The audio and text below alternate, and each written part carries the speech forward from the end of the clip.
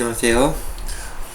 이번 시간에는 KT 1급 중에서 2020년 10월 17일 날 치러진 기출문제죠. 제43회 문제 5번 법인세 관리에 대한 문제를 갖다가 설명을 해드리려고 합니다. 법인세는 별도의 백데이터로 회사에서 관련된 자료를 입력하게 되는데요. 일단 제가 여기 17일 거 실행을 시키려면 여기 프로그램부터 설치를 해야 되겠죠. 그래서 프로그램부터 한번 설치를 해볼게요. 프로그램을 보시게 되면 43회에서 43회 클릭하시고요. 저는 공인회계사회 홈페이지에서 다운받은 43회 기출문제 갖고 이거를 설명을 드리고 있어요. 교재가 있으신 분들은 교재에서 찾아서 쓰시면 되겠고, 저는 여기 있는 항목으로 그대로 반영해서 입력을 해보도록 하겠습니다. 그래서 실행을 시키고요.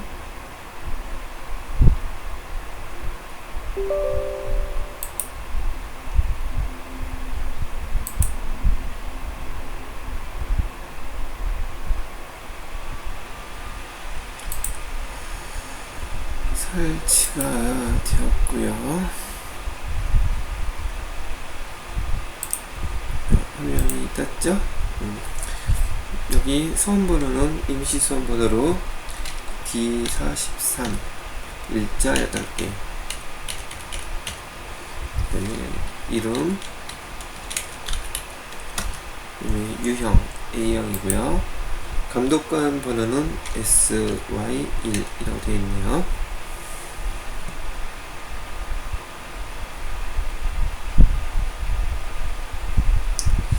자, TET 1급에서는 지금 파일이 2개가 주어진다 그랬었죠. 보호전자 말고 법인세법 입력하실 때는요, 여기 다음 파일인 5000번대로 시작하는 미래산업, 법인세 관리는 여기서 별도로 이렇게 입력을 해 주셔야 됩니다. 자, 법인세 추정 됐고요. 자, 그러면 이제 실기에 대한 문제를 하나씩 또 입력해 보도록 할게요. 자, 일단 여기 문제 5번에 미래산업에 대해서 법인세 관리 35조, 문항은 총 5문항이 제시되고 있고요. 여기 각각의 조정명세서 작성하는 문제랍니다. 1번 문제 같은 경우에는 수익금액 조정명세서 나와 있네요. 자, 화면을 보시고서 수익금액 조정명세서부터 하나씩 보도록 하겠습니다. 수익금액 조정명세서에서 여러분이 생각하셔야 될 것은, 수익금액 조정명세서는 회사에서의 우리 재무회계에서의 매출액, 매출액에 대해서 결산이 끝난 상태에서 누락된 것들이 있으면 누락된 것들에 대한 세무 조정을 해주는 게 보편적인 출제 문제들의 형태라는 거죠. 자, 그렇다면 좀 이번 문제에서 주어진 자본금과 적립금 조정 명세서에 나와 있는 이 수익금액과 관련된 항목을 보시고 여러분이 이 의미를 갖다가 이해를 하셔야지만이 문제를 푸시는데 앞으로도 도움이 되겠죠. 그래서 요거를 갖다가 제가 한번 정리를 해드리면, 자, 수익금과 수익금액 조정 명세서에서는요, 보편적으로 우선 누락된 것들이 있다면 매출 누락이요, 매출 누락이 된 게 있다고 한다면 여기 매출에 대해서, 누락된 매출에 대해서 입금 산입의 세무 조정이 이루어지고요. 입금 산입은 유보가 돼야 되겠죠. 전년도에도 이렇게 처리를 해 놓게 된다는 얘기죠. 그 다음에 입금, 매출액이 누락됐다면 여기 입금이 발생한 반면에 송금도 발생해요.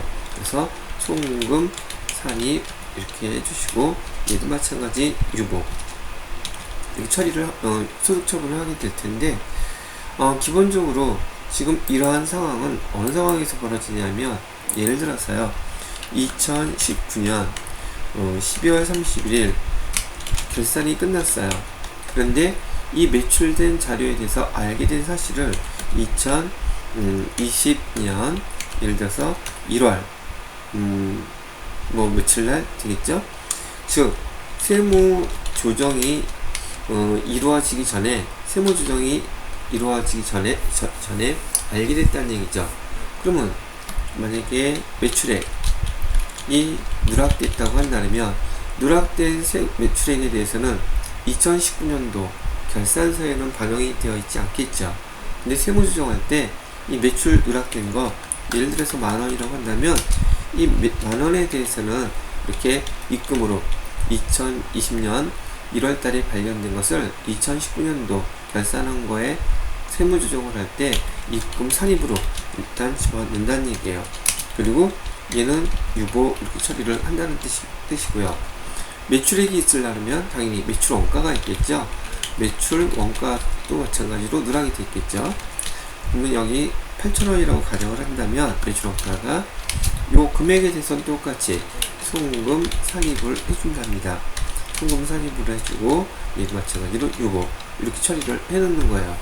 그러다가 요게 이제 2020년 12월 31일 날 결산을 하게 된다고 치면, 그리고 이 결산 항목들에 대한 세무조정을 하게 될 때 2020년도에 대한 세무조정할 때죠.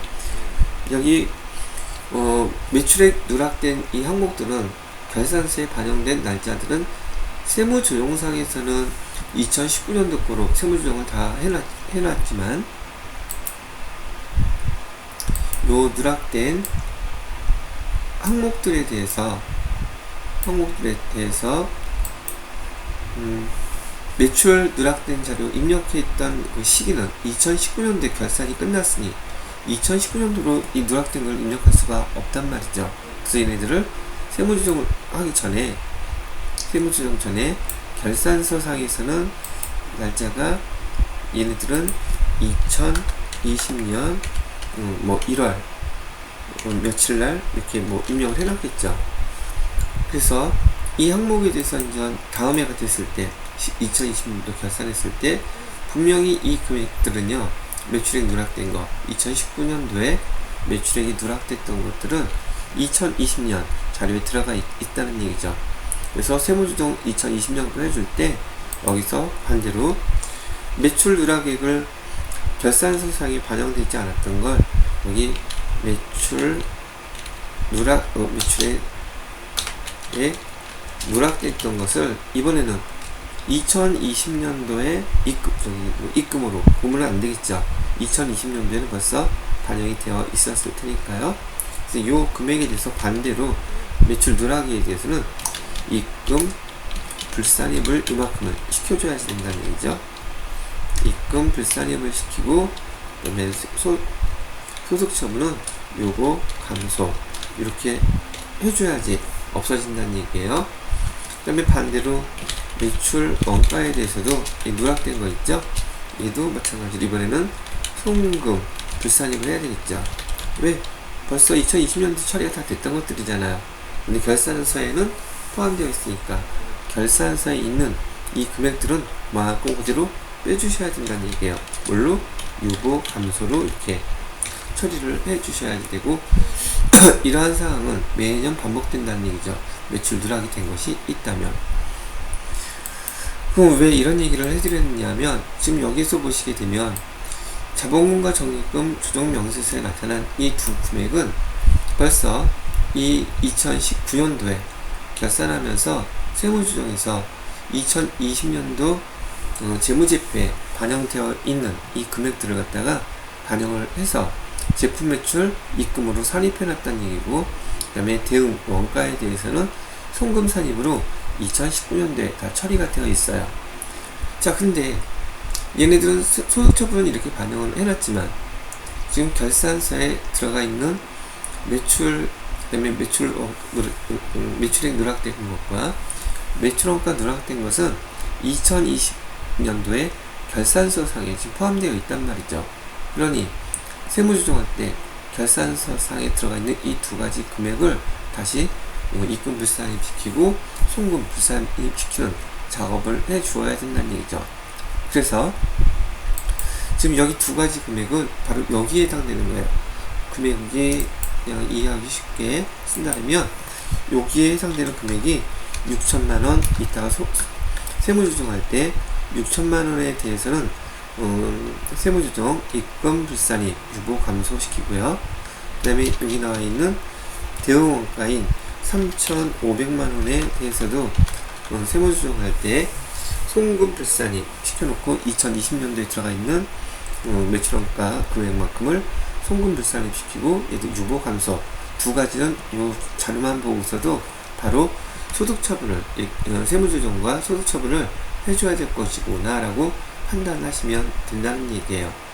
자, 그리고 이건 전년도 거 얘기고요. 올해 발생한 내용을 보니까 올해 발생한 내용 중에서 2020년 12월 31일에 발생한 서비스 용역 매출 2천만원을 회계 담당자 실수로 또 회계 처리 누락했다 그랬죠. 올해 또 누락했다는 얘기예요. 그러면 여기 2020년 12월 31일 결산서상에서는 매출이 누락됐다는 얘기예요. 매출 누락 얼마가 됐나 봤더니 얘는 서비스 용역 매출을 했죠. 서비스 용역 매출 얼마가 누락됐어요? 2천만원. 이렇게 누락됐다고 하니까 얘는 이따가 우리가 세무조정할 때 결산서 상에서는 누락이 됐고, 그 다음에 세무조정을 할 때에는 우리가 알게 됐으니까 이 금액에 대해서는 입금 또 산입 이렇게 해줘야 됐죠. 매출액이 누락됐는데 알았으니까 입금 산입으로 해주시고요. 금액은 2천만원. 소득처분은요 얘는 유보 이렇게 해야 되겠죠. 유보를 시키는 이유는 지금 얘는 2021년 또 재무제표에 매출을 다시 입력을 줄 거기 때문에 일단 유보 처리를 해 놓은 거예요. 여기 항목 첫 번째 거, 두 번째 거, 또 첫 번째 거 발생하는 내용들을 천천히 이해를 하신다면 다음부터 이렇게 수익금액 조정 명세서에서 제품 매출, 제품 원가, 그 매출 대응 원가에 대한 거 소득 처분하는 게 매번 같게 나올 거란 얘기죠. 자, 전반적인 설명은 이 정도 해드리고요. 여기 평가 문제 1번 문제부터 이 항목들을 그대로 제가 반영을 해보도록 하겠습니다. 1번은 수익금액 조정 계산에서 결산서상 수익금액 조회에서 반영을 해보래요. 여기서부터는 또 세무 프로그램에 우리가 이제 반영하는 방법을 알아야 되겠죠. 결산서상 수익금액 조회에서 반영하라 그랬었어요.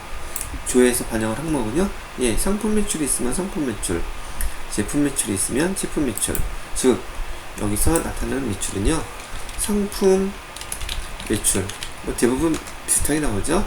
여기 두 번째는 제품 매출. 지금 여기 서비스 매출 나온 거 보니까 서비스 용역 매출이라는 게 문제에서 주어져 있겠네요. 요것만 반영을 일단 시켜주시면 되겠습니다. 일단은 결산서상의 수익금액 조회 반영 세 가지를 해주시고요. 두 번째에서는 뭘 해주라 그랬냐면 기타 수익금액 반영하라 그랬었죠.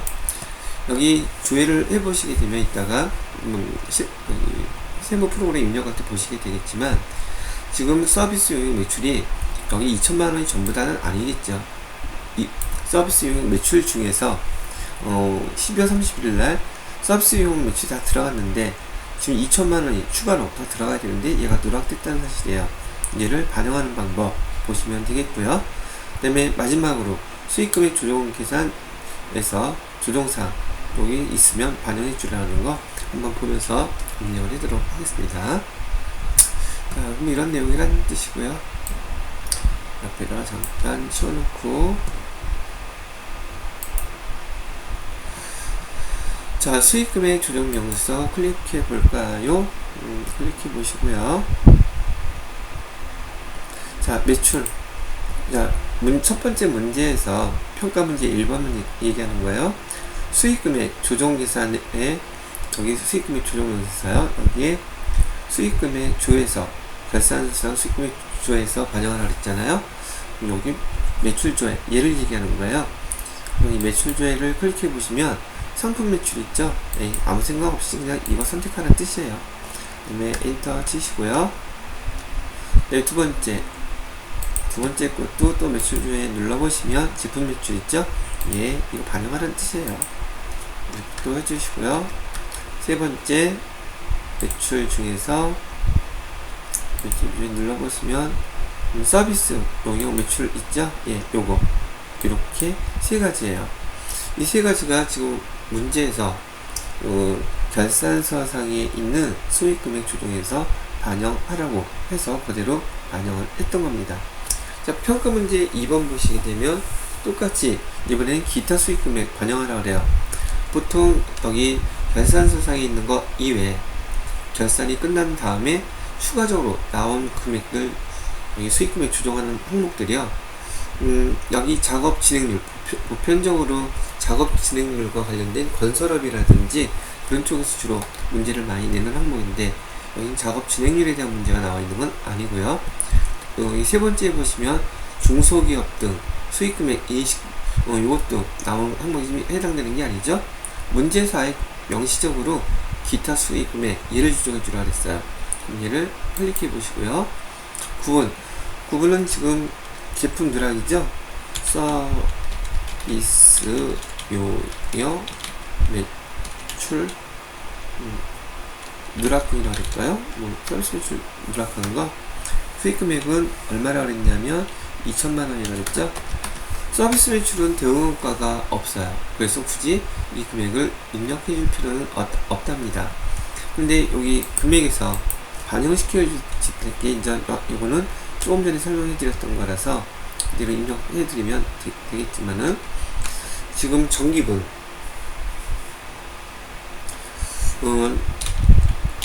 여기에다가 기타 매출 중에서, 기타 수익금액 중에서 정기에 벌어졌던 그 매출 누락이 있었죠. 정기분, 제품, 정기분, 제품 매출, 제품 매출, 이번에 지금 얼마를 빼준다 그랬었죠? 기타 수익금액에서, 기타 수익금액 내역 중에서요.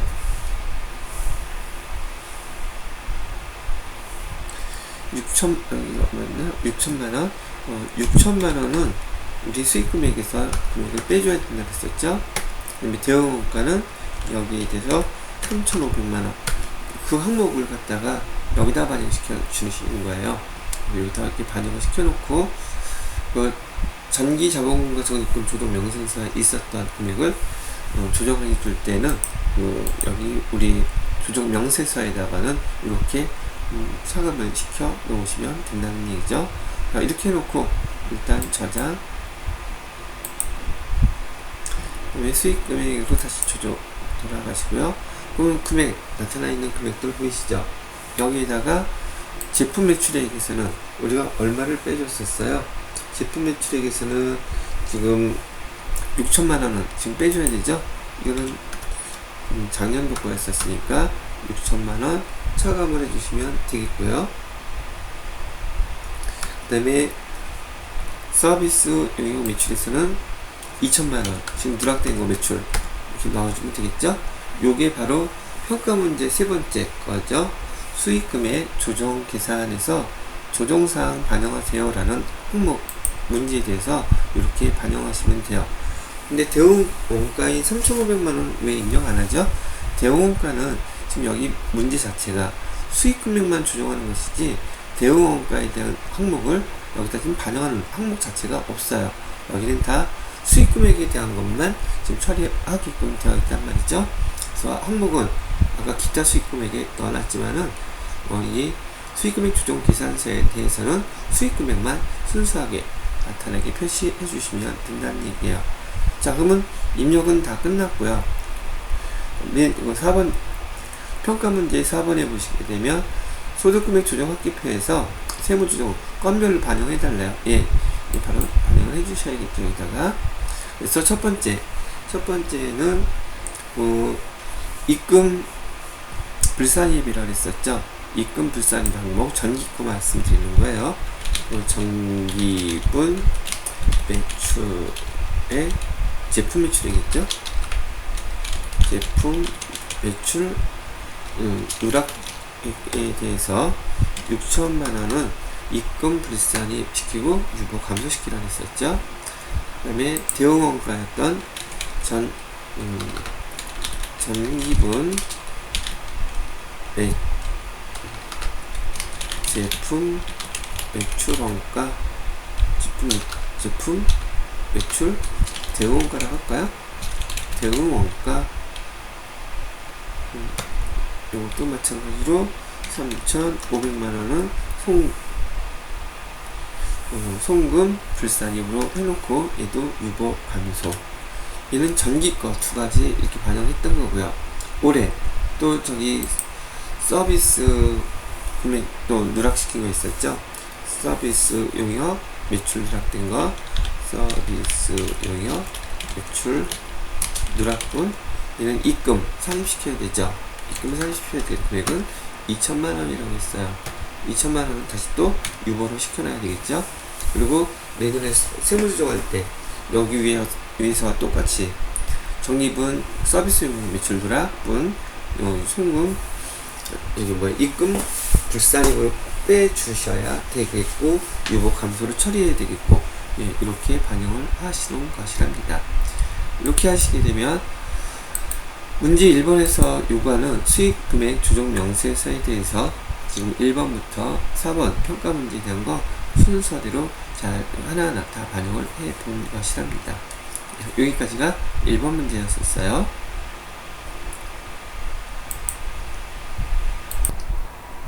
자, 이번에는 2번 문제를 볼까요? 2번 문제를 보시게 되면 세금과 공과금 명세서라고 되어 있고요. 세무조정 처리, 문제도 아주 딸랑 간단하게 나왔죠? 세금과 공과금 명세서에서 주의하셔야 될 사항은, 주의라기보다도 여러분이 이렇게 알고 계셔야 될 사항은, 우선 세무조정, 세금과 공과에서는 대부분의 세무 기록은 송금 불산입 항목들이겠죠. 대부분이 송금 불산입 항목에서 얘는 세금을 갖다가 납부한 것이기 때문에 대부분은 기타 사회 유출에 해당될 거예요. 대부분의 항목은 기타 사회 유출 항목이 될 것이겠지만은, 여기 세금과 공과에서도 예를 들어서 대표이사의 개인 집에서 벌어진 그런 돈들, 개인적으로 사용된 세금과 공과라고 한다면, 걔네들은 대표와 관련된 것들은 상여 처분을 하게 되는 소득처분 유형이 보편적으로 이렇게 두 가지가 많이 나오게 되더라고요. 그래서 전 세금과 공과 명세서에는 바로 이어서 설명해 드릴 내용 중에서 여기가 송금 불산입에 해당되는 것들이 어떤 것인지를 구분하는 게 주된 문제가 돼요. 우선 불러와가지고 한번 보시고요. 제가 설명을 또 추가적으로 계속 해보도록 하겠습니다. 평가 문제 첫 번째 보니까 계정별 원장 불러오기 해가지고 송금 불산입 할 항목만 표시하고, 송금 불산입 표시한 항목들에 대해서 이렇게 세무조정을 해주시라는 그런 문제입니다.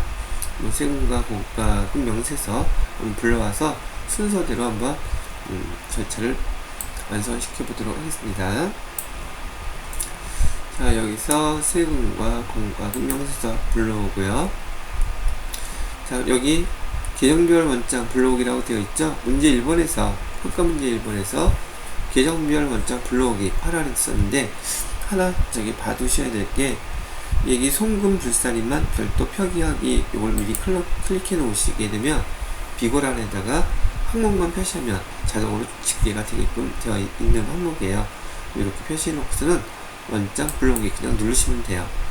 근데 아까 문제에서 517번 세금과 공과, 817번 세금과 공과 두 가지 500번대하고 800번대만 반영하라고 했었죠.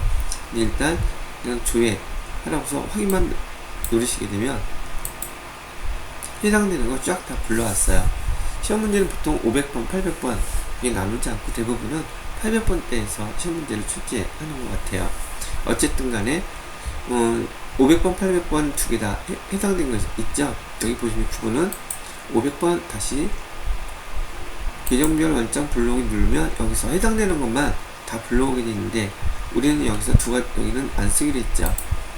600번대하고 700번대는 여기 도급경사라든지 그냥 이 항목을 쓰지 않고 우리는 500번, 800번 두 가지만 불러오라고 지금 돼 있는 거죠. 확인 누르시게 되면 지금처럼 불러오게 되고요. 그럼 집계된 내용을 보니까 세금과 공과 중에서 여기 500번대 거, 얘도 500번대 거, 얘도 500번대 거. 이건 뭐 굳이 우리가 구분할 필요는 없습니다. 불러오게 하면 그 해당되는 것 갖다가 세금과 공과 계정을 다 불러온 거니까요. 자, 중요한 것은 이 항목들 중에서 여기요, 항목들 중에서 우리가 세금과 공과 즉 송금으로 인정되지 않는 것들을 송금 불산입 항목이죠. 항목들을 갖다가 알고 계셔야 한다는 얘기예요. 지난번에 그 세금과 공과에 대한 거 설명해 드리면서 면허세, 자동차세, 인지세 이런 것들은 다 송금으로 세금과 공과로 처리해 놓고 인정을 받겠죠. 근데 요거는 범칙금, 경찰세 범칙금은 송금 불산입 항목이고요. 그 다음에 여기 두 번째 것도 법인세, 지방소득세라고 되어 있죠. 세금과 공과로 처리는 해놨지만 얘도 세금과 공과 항목이 아니, 얘는 송금으로 인정해주지 않아요. 법인 지방소득세뿐만 아니라 법인세, 지방소득세, 법인에 대한 지방소득세죠. 두 가지 안 된다는 거 알고 계실 것이고요. 그 다음에 상공회의소액비 별 이상 없고, 재산분, 주민세, 회사 거죠. 공장 건물분. 그 다음에 여기 보면 재산세를 냈는데 대표이사 재산세를 회사에서 대신 내줬어요. 이것도 당연히 송금으로 인정이 안 되겠죠. 그 다음에 부가가치세, 납부불성실, 가산세. 이 가산세에 대한 항목도 지금 우리가 신고를 제대로 못해서 못 받은 것이기 때문에 이 가산세도 마찬가지로 송금으로 인정해주지 않겠죠. 자, 그 다음에 업무가 관련됐던 뭐였던 간에 과태료도 세금과 공과금액으로 송금으로 인정해주지 않아요. 그 다음에 법인, 균등분, 주민세, 자동차세, 나머지 항목들은 세금과 공과로서 송금으로 다 인정을 해준다는 얘기죠. 그래서 여러분이 공부하실 때 세금과 공과금에서 이렇게 송금 불산입, 송금으로 인정해주지 않는 항목들은 매번 비슷한 문제가 계속 발생될 것이고, 지난번 말씀드렸던 것처럼 회사에서 벌어지는 항목들은 이런 내용에서 특이한 사항들이 그렇게 많지 않아요. 항상 많이 발생하는 그러한 세무주종의 내용들이기 때문에 여러분들이 반복하시면서 몇 번만 연습해 보시고 기본적인 것만 암기해 놓으시고 여기 반영을 해주시면 문제는 그렇게 어렵지 않게 해결하실 수 있을 것이라고 본다는 얘기죠. 자, 그럼 이런 항목들에 대해서 송금 불산입만 별도 표기하기로 했었죠. 어떻게 표시하느냐고요? 이렇게요. 여기서 비고란에다가 클릭을 하시게 되면 이 밑에 표시에 송금 산입은 0번, 그 다음에 송금 불산입은 1번, 송금 불산입 취소는 2번 코드번호 나와 있죠. 우리 지금 이 송금 불산입 할 것만 선택하면 되니까 범칙금 1번 친 거고요. 그 다음에 법인세 얘도 1번, 그 다음에 이렇게 선택한다는 뜻이에요. 그 다음에 총 5개네요. 그 송금 불산입할 항목 전체가 269만 4,300원. 합계 금액은 이 금액이 있고요. 물론 전체 금액다 세무조정은 송금 불산입에다가 입력할 항목들이에요. 범칙금은요, 얘는 지금 경찰서에다가 납부한 거죠. 그러니까 얘는 소득 처분은 기타 사회 유출로 처분하시면 되겠고요. 법인 지방소득세도 얘도 구청에다가 납부한 거죠. 얘도 기타 사회 유출. 그 다음에 대표이사의 재산세, 얘는 구청에다 납부하긴 했는데 이건 개인 대표이사 것이죠. 그래서 얘는 소득 처분을 기타 사회 유출로 하면 안 되시고, 얘는 유보로, 상여로, 대표이사에 대한 상여로 소득 처분을 해주셔야 돼요. 그 다음에 가산세, 그 다음에 과태료, 얘네들 마찬가지로 다 기타 사회 유출. 그러고 보면 여기 세금과 공과금에 대한 세무조정 나오게 되면 여러분이 이 항목들만 잘 구분하시는 거 연습해 놓으시면 그다음 어렵지는 않으실 거예요. 자, 그래서 합계 등록에다가 이렇게 세무조정을 한다는 얘기죠. 첫 번째 금액은 뭐였었죠? 그 범칙금 지금 금액은 얼마였었어요? 6만원짜리. 6만원짜리. 얘는 기타 사회 유출, 송금불산이 항목이니까요. 두 번째는 법인 지방소득세 이렇게 하시고, 금액은 156만 8천원 해주시고, 법인 지방소득세도 기타 사회 유출. 세 번째로는요, 대표이사 재산세. 이거는 금액이 얼마였었냐면 96만 8,140원.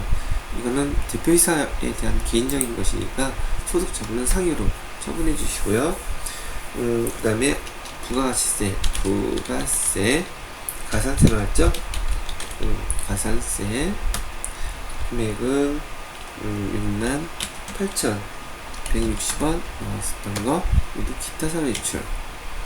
그 다음에 마지막으로 신호 위반이죠. 신호 위반 과태료 해놓고서는 금액은 3만원. 실제로 회사에서 이런 것들이 제일 많이 발생한답니다.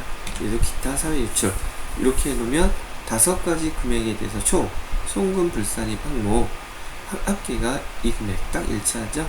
예, 이렇게 반영해 주시면 두 번째 문제도 마무리가 됐습니다. 저장하시고요. 그러면 다시 복귀 이렇게 해 놓으시면, 그 다음에 이제 우리 세 번째 문제를 보시면 되겠죠. 자, 세 번째 문제가 뭔지 한번 보자고요. 세 번째 문제는 퇴직연금 부담금 조정명세서라고 되어 있네요. 여러분들이 퇴직연금 하면은 지난번에도 설명했던 것처럼 퇴직연금은 우리가 세무조정할 항목이 두 가지로 거의 딱 정해져 있어요. 퇴직연금과 관련돼서는 우선 1년 동안 퇴직연금을 퇴직자가 발생해서 지급한 금액이 있을 거예요. 그래서 퇴직연금을 갖다가 지급했을 때는 얘는 송금 불산입을 해주셔야 될 것이고요. 그래서 퇴직연금에 대해서는 송금 불산입하는 세무조정이 하나 필요해요. 당연히 얘는 유보감속이 있고요. 소득처분은 유보감속.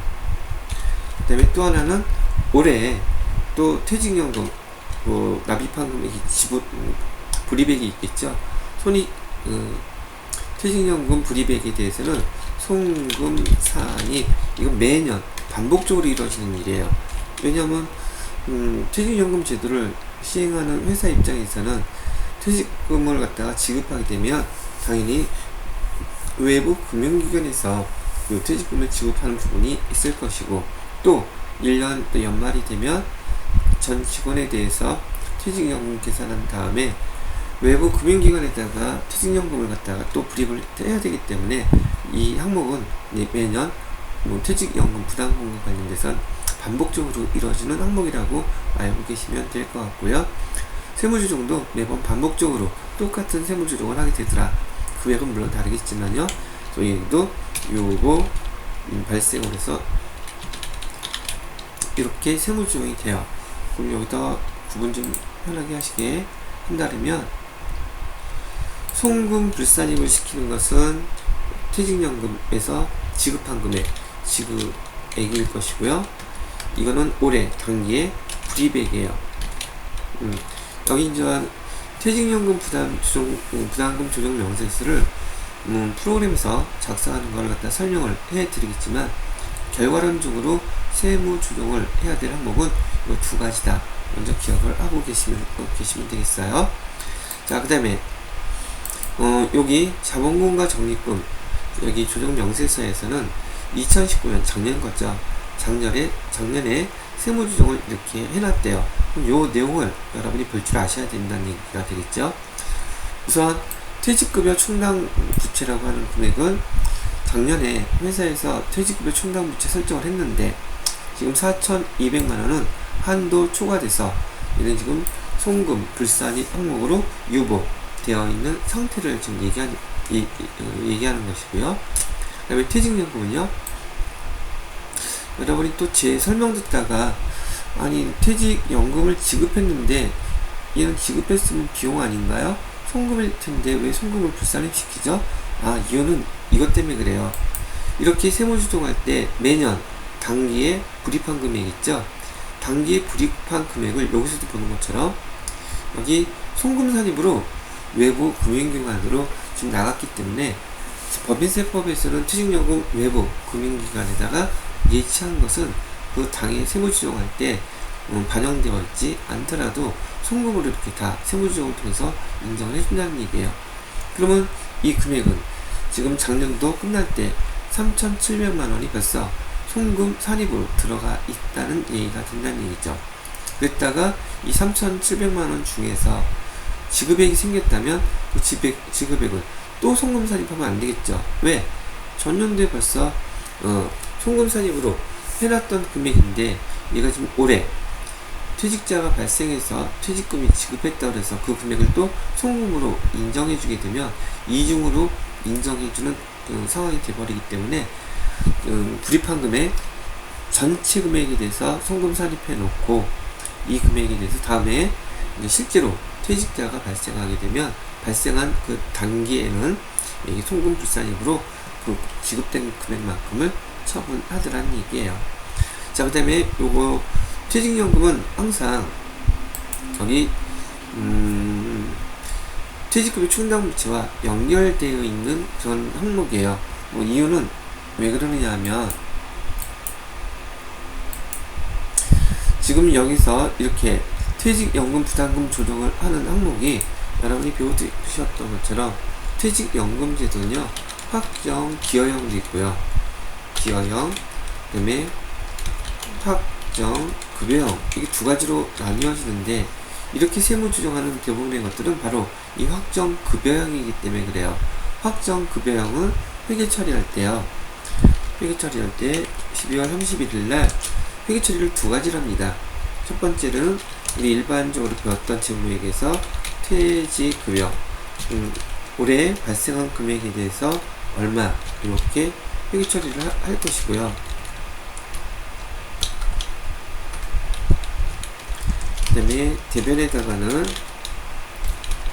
퇴직급여 충당 부채라고 해서 똑같은 금액을 이렇게 처리해 놓은 다음에 그 다음에 이 퇴직급여 충당 부채 설정된 금액 중에서 일부가 또는 전체가 외부 금융기관에 지금 예치가 되는 거예요. 그때 처리되는 방법이 처리하는 규정 과목이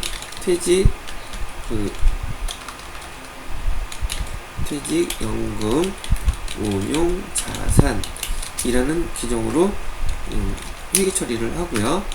대변에다가는 당연히 보통예금에서 이체를 할 테니까 보통예금 이렇게 두 가지 회계 처리를 갖다가 동시에 연결시켜서 하기 때문에 이 확정 급여형의 문제가 대부분 요거 확정 급여형에 대한 문제가 퇴직연금 부담금 운용조정명에서 작성하게 되는 근간이 되고 있단 말이죠.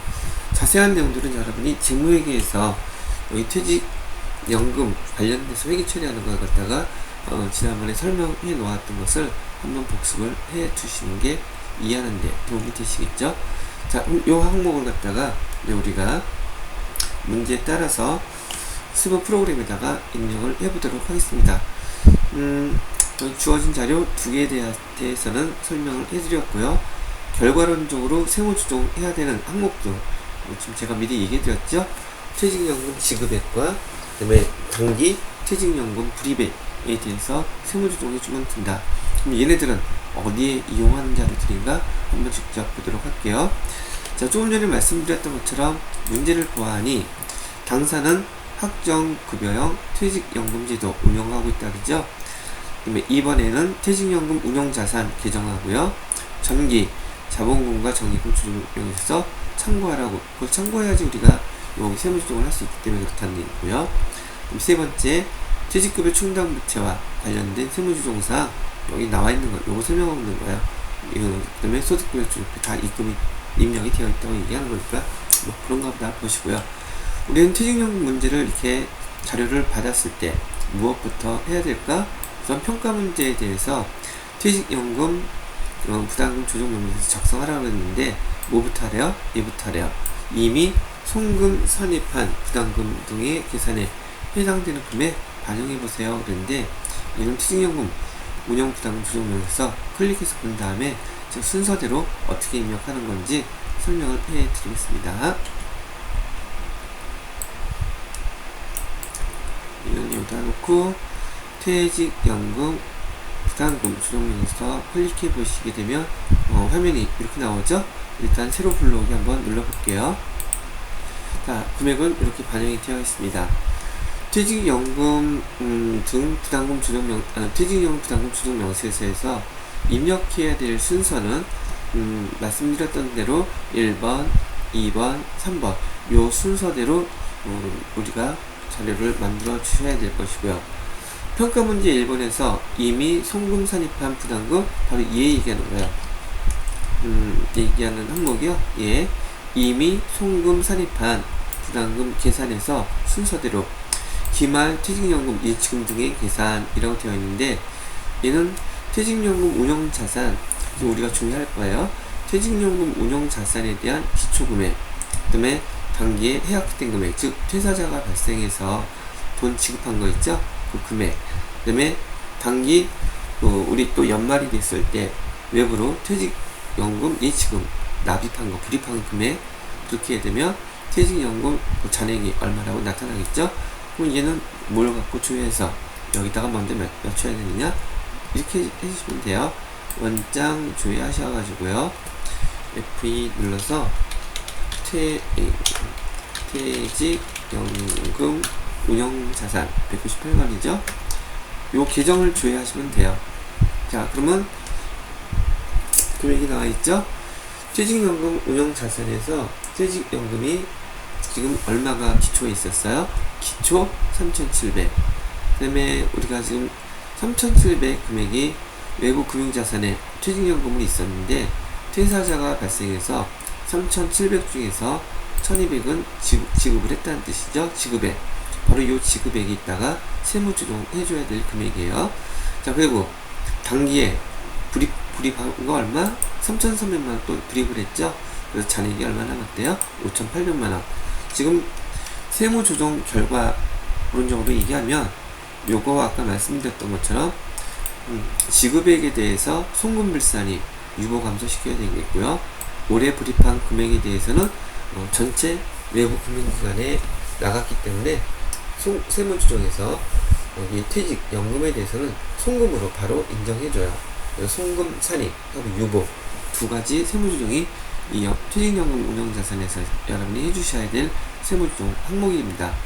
자, 그러면 요거 이제 보셨으니까 이 금액을 밑에다가 이렇게 반영한다는 얘기죠.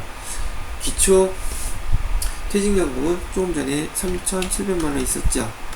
그다음 해약액 퇴사자가 발생해서 쓴 돈 1,200만원이었고요. 단기 또 얼마나 외부에 예치했어요? 3,300만원? 예. 그러면 1번은 예. 퇴직연금 운용자산 계정을 조회하셔서 198번이죠. 조회하셔서 기초, 해약액, 단기 예치 이렇게만 입력해 주시면 돼요. 자, 그런 다음에 두 번째 보시게 되면 송금 산입 대상 부담금은 얼마예요? 송금 산입을 얼마 해줘야 돼야 되는데 여기도 지금 현재 잔액을 갖다가 그대로 갖다 써놓은 거예요. 이건 여러분이 입력한 것도 아니고 요 밑에 1번 자료를 입력하시게 되면요 지금 현재 잔액 기말 잔액이 이렇게 돼 있어요. 그래서 지금 기초 퇴직연금 충당금 및 기말 신고에 의한 청구산 이건 없죠. 해당되는 거. 그다음 여기 퇴직연금 충당금 등 송금 부인액 기초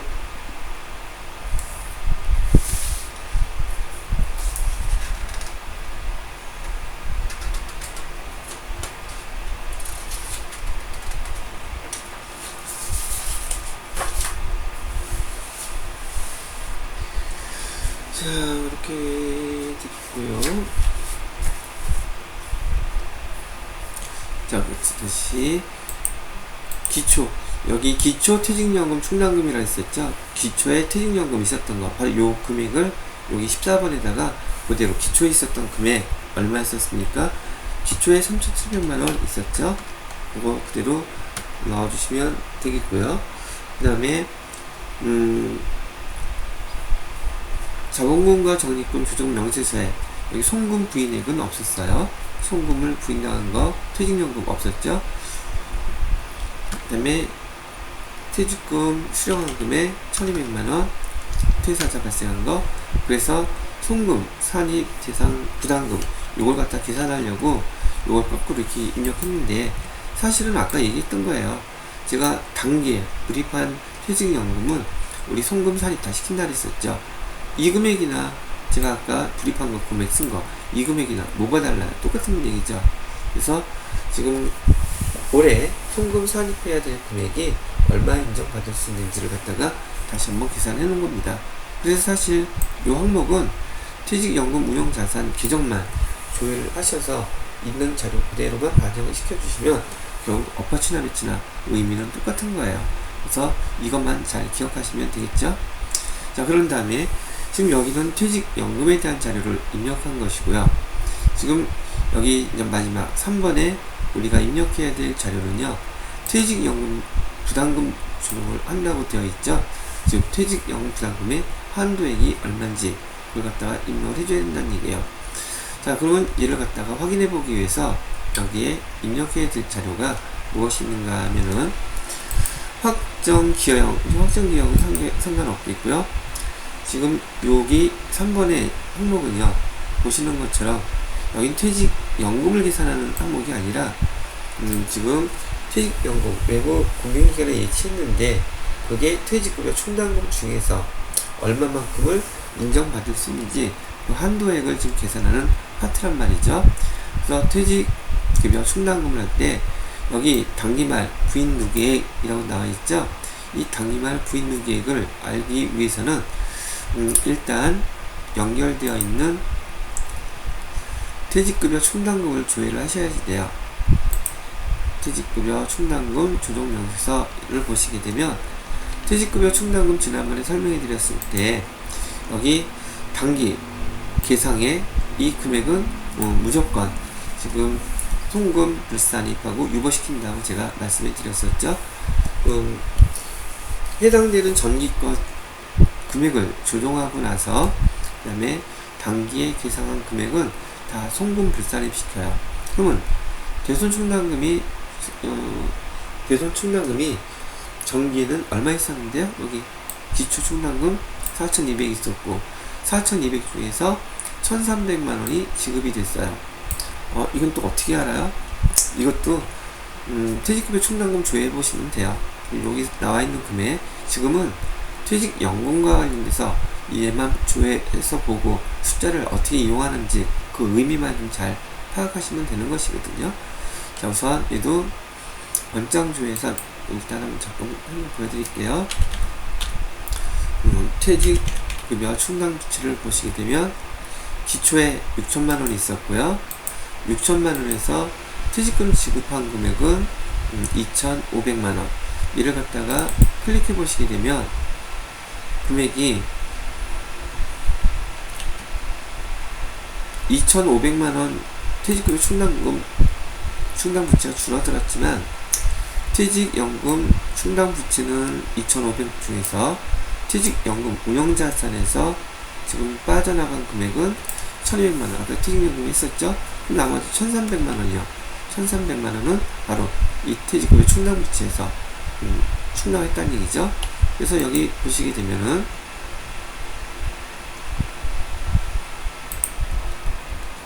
조금 전에 봤던 것처럼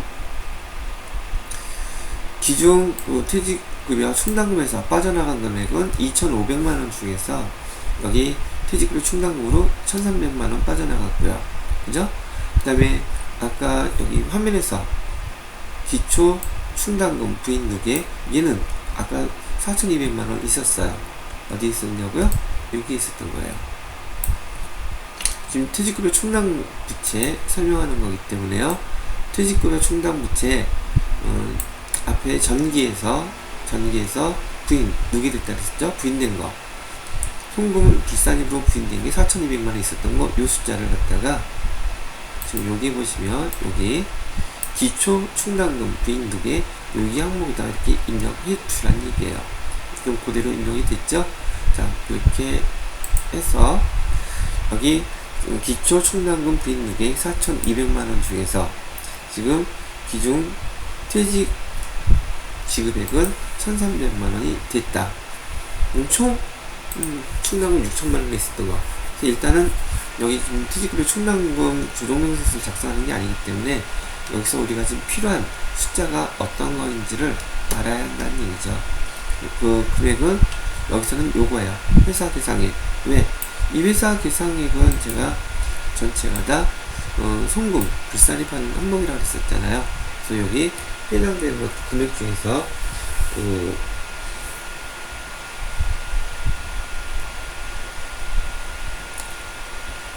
이 2억 7,500이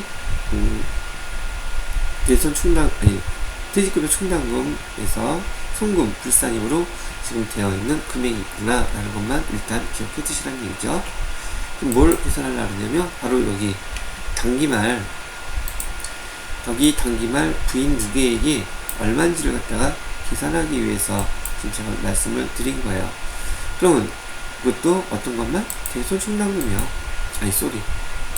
퇴직급여 충당금이요. 그러면 올해 결과론적으로 퇴직급여 충당금을 얼마를 갖다가 지금 부인 무게에다가 써줘야 되는 건데요 라고 얘기를 한다면 첫 번째 이 부인 무게에게는 세 가지 금액이 합쳐져야지 돼요. 문제에서 보여드렸던 아까 작년도에 자본금과 적립금 조정명세서에서 4,200만원이 지금 부인됐던 거 나와 있었죠. 부인됐던 이 금액 중에서 얼마를 지금 우리가 사용했다고 그랬었어요. 여기는 여기서 4,200만원 중에서 지금 퇴직연금으로 여기 사용된 것은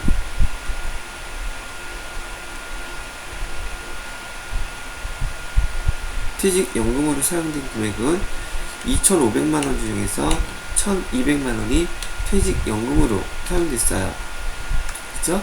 그러면 얼마가 남습니까? 금액은 4,200만원 중에서 1,200만원을 빼면 3,000만원이 남겠죠?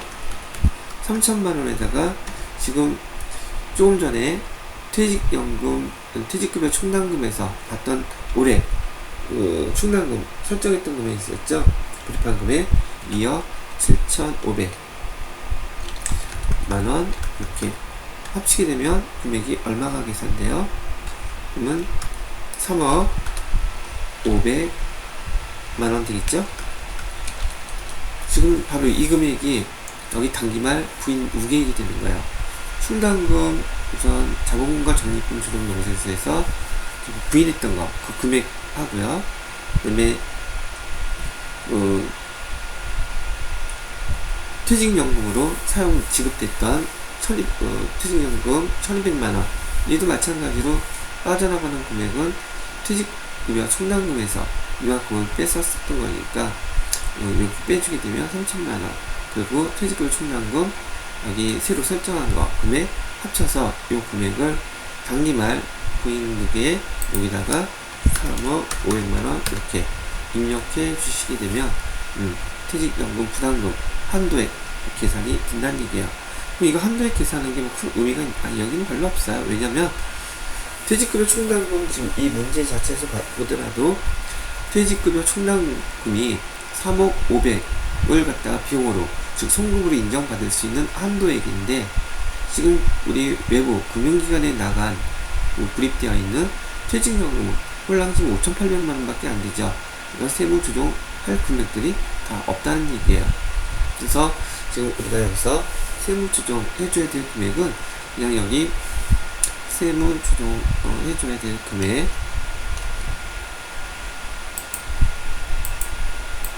조정 금액은 요거 3,300만원은 올해 저기 불이백이죠. 송금 산입하는 금액 지급액에 대해서는요. 지급액에 대해서는 여기 퇴직금 해약이 있죠. 1,200 이 금액에 대해서 조금만 넣어주시면 된다는 얘기예요. 어떻게 넣는다고요? 이렇게요. 저장해 놓고요. 작성은 이렇게 하는 것이고 다시 말씀드린데 여기 단기말 부인룩에 아까 제가 써드렸던 거 순서대로 그런 금액 세 가지를 합쳐 계산해 가지고 여기다 입력해 주시면 돼요. 그 다음에 학계 등록 누르시고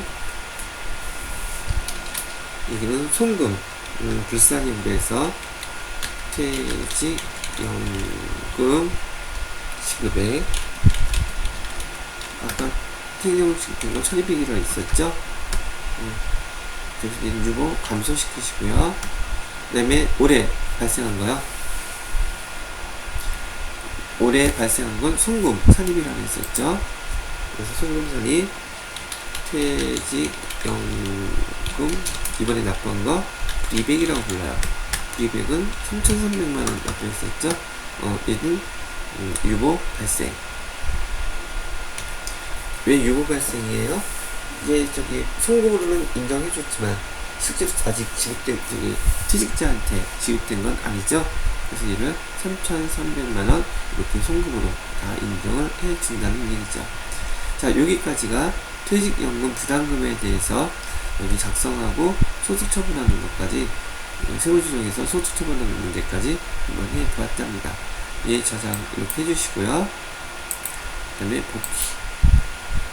여기까지가 3번 문제였었습니다. 자, 그 다음에 4번 문제를 해봐야 되겠죠? 잠깐 정리. 자, 이번에는 4번 문제를 봐야 되겠죠?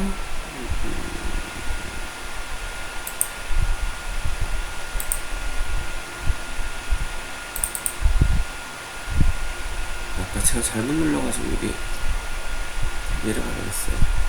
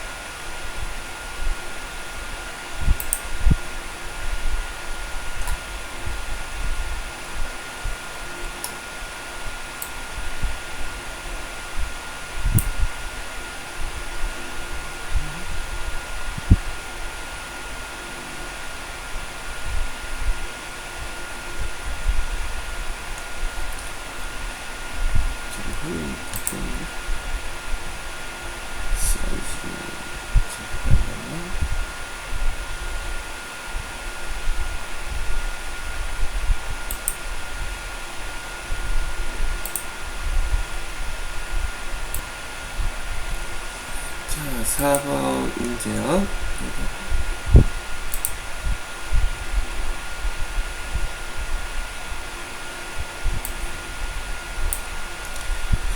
자, 4번 문제를 보니까 건설자금 이자 조정 명세서라고 되어 있어요. 건설자금 조정 이자 조정 명세서를 보시게 되면 여러분이 떠올려야 될 거, 건설자금 이자라고 얘기하는 것을 세무조정은 뭘로 해야 되지? 얘는 당연히 송금 불산입이에요. 건설자금 이자 조정은 송금 불산입. 건설자금과 관련돼서 이자가 지급됐는데 걔를 비용으로 인정해준다? 아니요, 인정 안 해주겠다고요. 그리고 얘는 소득처분은 유보로 처리합니다. 그렇게 처리하는 이유는요, 원래 건설자금을 해서 이자가 발생하게 되면 건설하기 위해서 돈을 빌려고 이자를 냈다면 걔는 건설과 관련된 부대비용으로 보아서 자본적 지출에 해당이 돼요. 근데 얘는 자본적 지출인데 이자 비용으로 지금 계정을 갖다가 처리를 해 놓았다면 그건 자본에 들어가야 될 텐데 비용으로 처리를 해 놨으니 당연히 송금에 인정이 될 수 없겠죠. 문제는 송금에다가 세무조정할 때 송금으로는 인정해 주지 않고 이거 시켜놨다가 건물이 완성되고 건물이 등등할 때 그때 반영을 해주는 항목이라고 보시면 된다는 얘기죠. 그래서 일단 건설자금 이자에 대해서는 금액이 계산이 되면 걔는 송금 불산이 될 것이고, 그다음에 유보 처리를 할 거라는 걸 우선 알고 계시라는 얘기죠. 자, 그 다음에 요 건설자금 이자에 대한 항목들을 지금 자료 이렇게 줬거든요. 우선 특정 차입금 우리은행에서 빌렸네요. 그 다음에 공장 건물 신축을 하기 위해서 7억 3,200을 우리은행에서 대출을 했고, 이자율은 연 5%, 차입기간은 7월 1일부터 12월 31일 6개월이네요. 당해연도 이자 계산 대상 일수는 184일이라고 얘기하네요. 총 일수는 366. 2020년도는 1년이 366년이 껴가지고 366일이었었어요. 자, 이거는 빌린 돈, 대출받은 그 금액에 대한 내용을 정리해 준 거고요. 자, 실제로 보면 대출을 받고 공사 기간이 돼 있는데, 돈 빌린 거는 7월달에 빌렸는데 공사는 9월 1일부터 시작을 했어요. 여기 날짜가 차이가 나죠? 그 다음에 당해 연도 공사 일수는 122일이래요. 여기 총 일수 366일 중에서. 자, 그러면 이건 뭘 뜻하는 걸까? 여기 3번도 한번 볼게요. 회사는 차입금에 대해서 이자 총 1,840만원을 전액 이자 비용으로 처리를 했답니다. 그럼 전액 이자 비용이 다 송금 불사이냐? 그건 아니란 얘기예요. 이유는 왜 그러냐면, 지금 여기에 나타나 있는 금액은요, 지금 이 대출금 7억 3,200에 대해서 5% 184, 돈 7월 1일부터 계산한 이자 금액이에요, 얘는. 근데 여기 법인세법에서 여기 송금 불산입 시키는 이자 그 금액은, 대상 금액은 돈 빌린 거 전체가 아니라 공사 기간에 해당되는 것만큼만 이자 계산해가지고 걔를 송금 불산입 시키겠다고 지금 얘기를 하는 것이지, 이 전체 금액을 다 이렇게 금액으로 인정 안 해주겠다는 뜻은 아니에요. 그래서 이따가 금액 입력하기 전에 9월 1일부터 이자는 얼마가 계산되는지, 즉 공사가 시작된 기간 동안에 이자를 갖다가 한번 직접 계산을 해보게 되면 7억 3,200에 대해서 곱하기 날짜는 총 366일이라 그랬었죠. 이 366일 중에서 건설과 관련된 날짜는 총 122일이라고 나와있죠. 여기서 이것만 건설 자금에 대한 이자로 계산이 된다는 얘기예요. 그래서 이 금액을 계산해 보니까 얼마가 계산이 돼요? 계산이 되어서 나온 금액은 1,220만원 이렇게 나오죠. 이 바로 건설 자금에 대해서 송금 불산입을 시켜야 될 건설 자금 이자는 1,840만원이 아니라 바로 이 금액이 우리가 세무 조정을 해주어야 될 금액이라고 얘기를 해드리는 거예요. 그래서 이에 대해서 세무 조정을 어떻게 해준다고요? 이걸 어떻게 해줘요? 여기다가 송금 불산입 이렇게 해주시고요. 건설 자금 이자 금액은 1,220만원, 규정은 유보, 이렇게 소득 처분 해주실 거란 얘기예요. 자, 결과론적으로 건설 자금 이자에 대해서 세무조정과 소득 처분은 여기 미리 설명을 다 해드렸죠. 그리고 요 밑에 순서대로 여기 세무조정 명세서는 어떻게 있는 작성을 하는지 순서도 한번 미리 볼까요? 1번에 특정 차입금 건설자금 이자 계산 명세 작성하래요. 즉 여기에 있는 거 그대로 입력해 주라는 얘기예요. 두 번째로는요, 그렇게 입력하고 난 것 중에서 건설자금 이자 조정하라고 나와있죠. 건설자금 이자 요거 해당되는 거, 요거 해당되는 거 비교해 가지고 세무조정 합계표에다가 세무조정상 반영하래요. 이거 반영할 거예요. 그대로. 자, 해당되는 것 전반적으로 한번 설명을 드렸으니 요거에 대한 거는 직접 또 입력을 해보도록 하시겠습니다. 저는 요거 옆에다가 이렇게 놔두고 화면 보면서 입력할게요. 건설자금 이자 조정 명세서 클릭해 보시고요. 자, 우리 배웠던 대로 건설자금 이자 조정 명세서 반영할 때 순서대로 한다 그랬었죠. 자, 건설자산명 1번이 여기 있죠. 1번부터 특정 차입금, 건설자금 이자 계산 명세. 건설자산은 아까 뭐라 그랬었어요? 공장건물이라 했었죠. 공장건물 신축. 대출기간은 아까 우리은행이 있었죠. 조회가 안되네요. 여기 우리은행이라고 쓰시면 되겠고요. 우리은행. 차입은 2020년 7월 1일날 차입했고요. 차입 금액은요 7억 3,200 이렇게 했었고, 이자율은 5%. 그래서 당기 지급한 이자는 얼마였는데요? 1,840만원을 우리가 지급했었잖아요. 준공 예정일은 언제라고 되어 있었어요? 공사기간 나와 있었죠? 2022년 12월 31일. 그러면 건설자금 이자 계산, 건설과 관련, 건설 시작되는 때부터 하는 거죠. 건설 시작은 며칠부터 있다 그랬었어요? 9월 1일부터. 날짜는 며칠이라고 했죠? 122일이라고 했죠?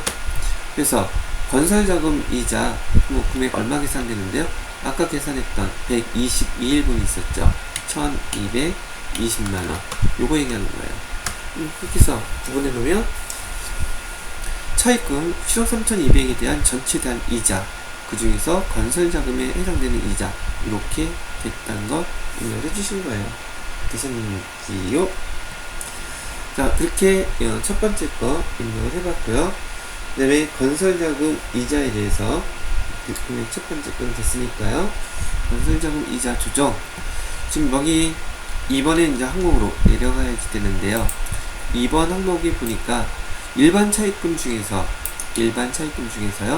건설자금 이자에 대한 내용들이 있었나? 여기 없었어요. 일반 차입금이 없었죠? 건설자금, 여기 특정 차입금이라고 해서 건설자금에 해당되는 차입금밖에 없었기 때문에 여기 2번에 대한 해당금에 여기서 작성할 것이 없습니다. 얘는 통과해서 넘어가고요. 그 다음에 3번으로 넘어가 보시게 되면은 3번에서는 건설자금 이자 조정 명세서라고 되어 있고, 이자 금액 1220만원 계산된 거 있죠. 지금 구분은 건설 완료 자산분인가 건설 중인 자산분인가.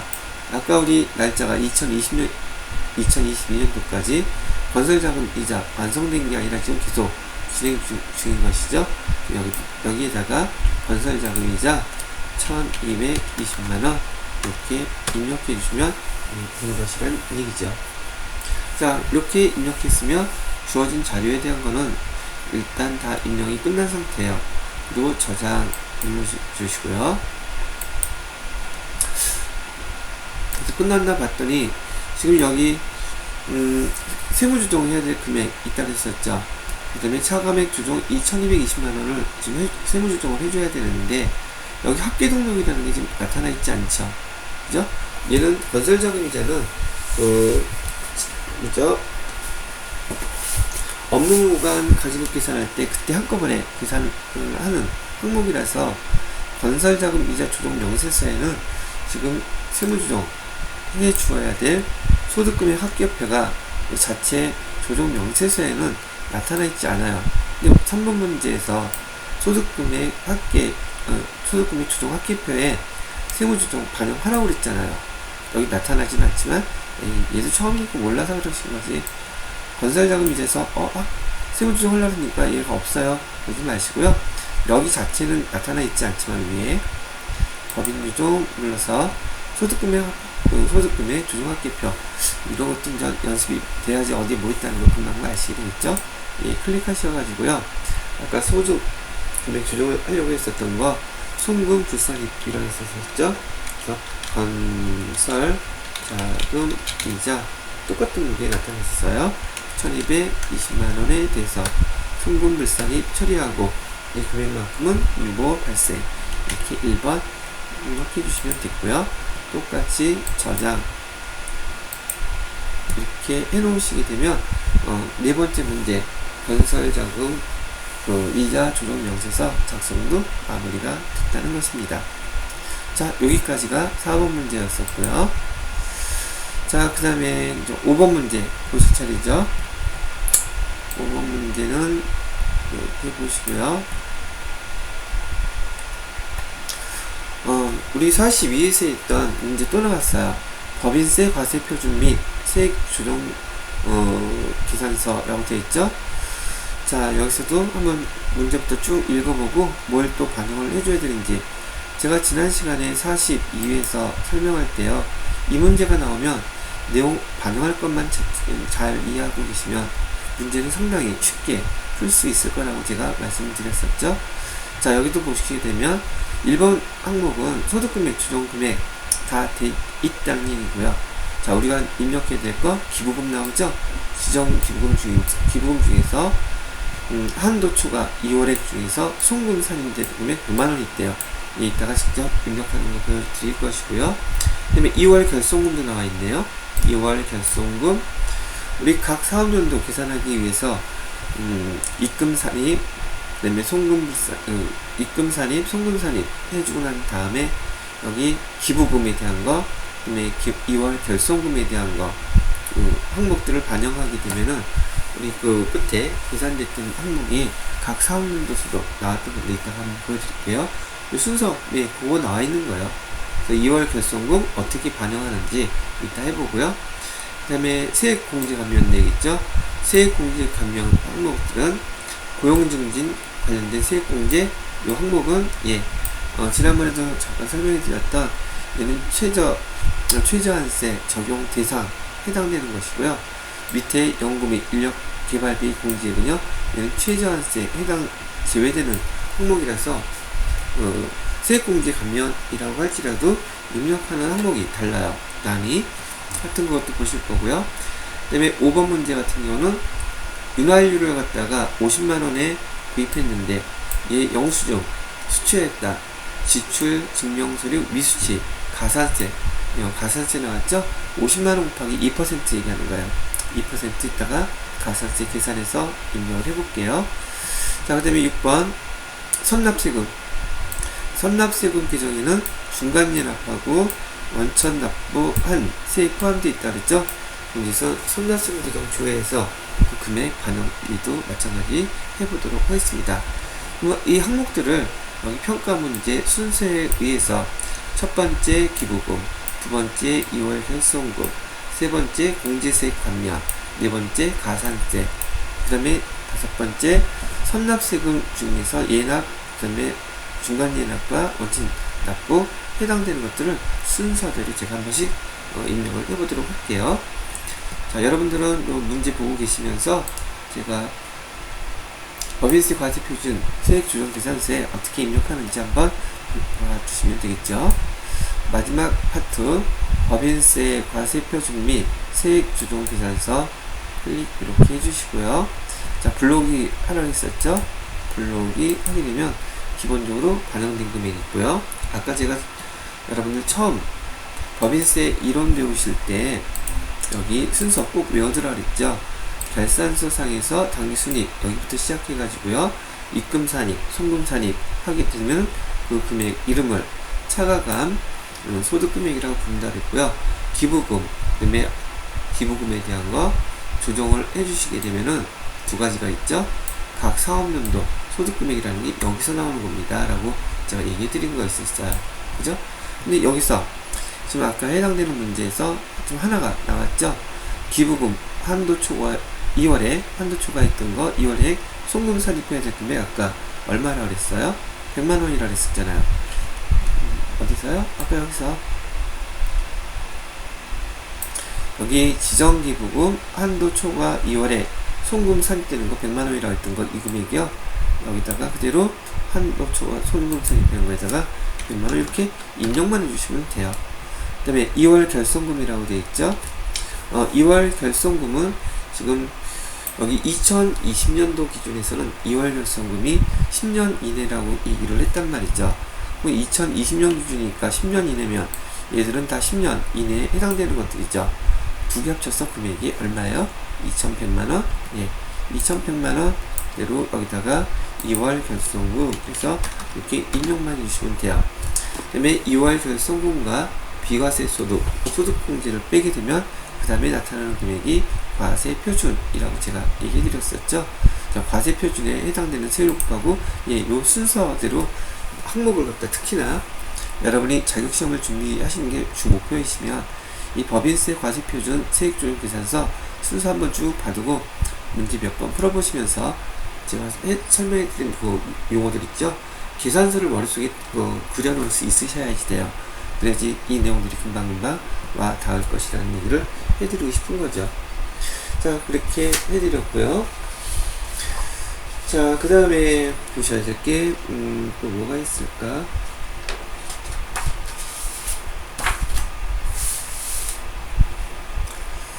순서대로 보게 되면 최저한세에 대한 얘기 나와 있죠.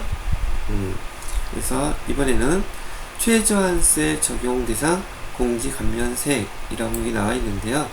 이거는 어떤 걸 아까 입력한다고 제가 설명을 드렸냐면, 여기서 고용을 증진시킨 기업체에 대한 세공제, 여기 이 금액 있죠? 450만원. 바로 요게 대한 항목이 여기 최저한세 적용 대상 감면세 여기 들어가는 거예요. 450만원. 그래서 여기다가 450만원 이렇게 입력하시고요. 그 다음에 이번에는 최저한세 적용 대상 공제 감면세액은 연구 및 인력개발비 공제세액이 있었어요. 여러분 세무조정 자료 여기 네 번째 거죠. 세액공제, 세액감면, 거기 연구 및 인력개발비 세액공제 650만원 입력해야 될 자리가 요 자리에요. 아마 여러분이 계속 문제를 반복해서 풀다 보시면 요 항목도 거의 계속 반복돼서 나온다는 거 아시게 될 거예요. 자, 그런 다음에 가산세 항목이 나오죠. 가산세 항목은 아까 윤활유 사갖고 왔었어요. 윤활유 얼마치? 50만원어치 사갖고 왔었거든요. 근데 얘는 3만원 넘어가는 영수증 이기 때문에 반드시 적격증빙을 취득해야 되는데, 적격증빙을 취득하지 못하고 적용 제외도 아니기 때문에 비용으로 인정받기 위해서는 2%의 가산세를 내야 된다는 얘기예요. 2%의 가산세를 계산해보면 얼마가 나옵니까? 예, 만원 나오죠? 이렇게, 이거 할 줄 아는지는 물어본 거였었어요. 영수증 미수치 가산세 2% 계산해서 가산세에다가 만원, 이렇게 반영해 주시면 되고요. 여기 중간연합세액 나왔네요. 중간연합세액은, 아까 문제에서, 볼까요? 중간연합세액, 선납세금 규정에는 6번이죠.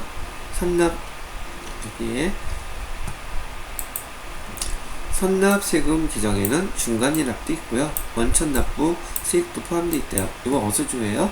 기정조회 하시면 돼요. 그리고 이걸 또 보내놓고 기정조회 해볼게요. 기정조회는 회계에서 기정별 원자 한번 클릭해 놓으시고, 날짜는 1월 1일부터 12월 31일까지. 자, 기존 과목은 선납세금. 네, 이걸 조회해보시면 돼요. 중간연합세액은 1150만원이었네요. 그 다음에 이자소득에 대한 금액은 법인세, 선납세금, 원천징수했던 것은 250만원. 두 개네요. 1150만원, 그 다음에 이자에 대한 거 250만원. 두 개, 여기다가 중간연합세액은 1150만원 이렇게 입력하시면 되겠고요. 그 다음에 원천 납부한세액은 250만원이었었죠. 이렇게 입력하시고요. 자, 나머지 거 해당되는 사항 쭉 없고요. 그 다음에 맨 마지막 문제에서 뭐가 나와 있냐면, 지금 볼까요? 자, 순서대로 여러분 거 보면서 기부금 한도 초과액 반영했죠? 여기 100만원. 그 다음에 2월 결손금 두 가지 항목 했던 거 2100만원 하셨죠? 그 다음에 공제 감면세액 반영하라 그랬었는데, 세부담 최소한 방법 선택해서 얘는 최저한세 적용 대상, 이는 최저한세 적용 대상 아닌 것 나누어서 입력을 하셨었어요. 5번 문제는 가산세. 가산세는 요거 50만원에 2%. 그 다음에 중간예납 조금 전에 원천징수 했던 금액 있었죠? 여기 1150만원하고 원천납부세액은 250만원. 마지막 문제가 뭐예요? 분납. 분납할 금액은 어떻게 한다 그랬었냐면, 이건 지난번에 42에서도 나왔던 문제이기 때문에 아마 금방 익히셨을 거예요. 분납, 여기 분납세액 나와있죠? 이 항목에다 클릭하시게 되면 분납할 세액 최대한 한도 금액으로 5200, 053, 860 이렇게 입력하시고 이전하면 복귀 이렇게 누르시면 적용이 다 끝난 거예요. 그래서 어떤 면에서 보시게 되면 법인세 과세 표준 및 세액 조정 계산서에 나오면은 아마 거의 틀리는 거 없이 문제를 전체 다 여러분 잘 입력하실 수 있을 것이라 생각이 돼요. 점수 따기가 참 좋은 편리한 문항이라고 할까요? 저는 그렇게 생각이 들더라고요. 자, 그래서 43회에 여기 기출문제 법인세 관리에 대한 문제 5문항을 한번 쭉 다 설명을 해 드려 보았습니다. 자, 여기까지 마무리 짓고 다음 시간에는 44회 기출문제를 제가 풀어드리도록 하겠습니다. 수고들 하셨습니다.